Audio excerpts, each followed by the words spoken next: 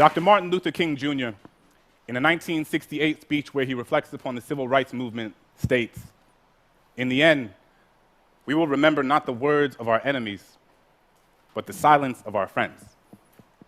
As a teacher, I've internalized this message.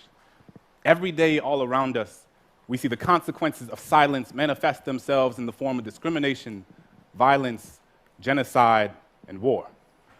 In the classroom, I challenge my students to explore the silences in their own lives through poetry.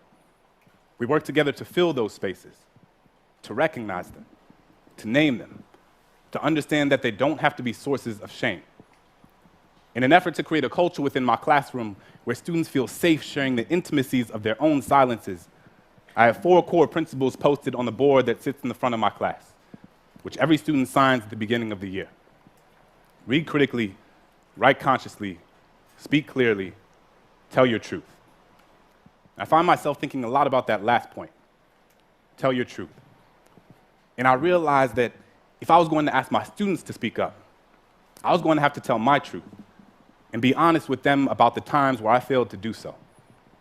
So I tell them that growing up, as a kid in a Catholic family in New Orleans, during Lent, I was always taught that the most meaningful thing one could do was to give something up, sacrifice something you typically indulge in to prove to God you understand His sanctity. I've given up soda, McDonald's, French fries, French kisses, and everything in between.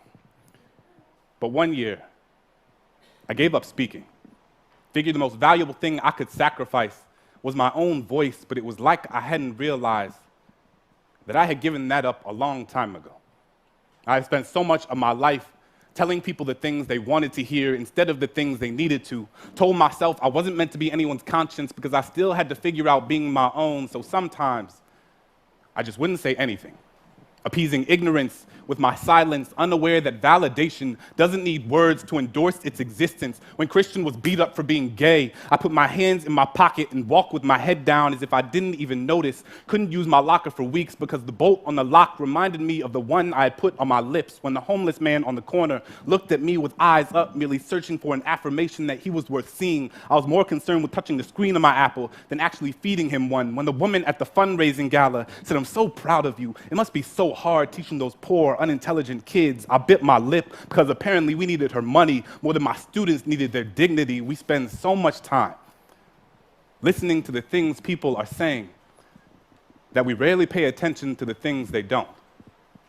Silence is the residue of fear.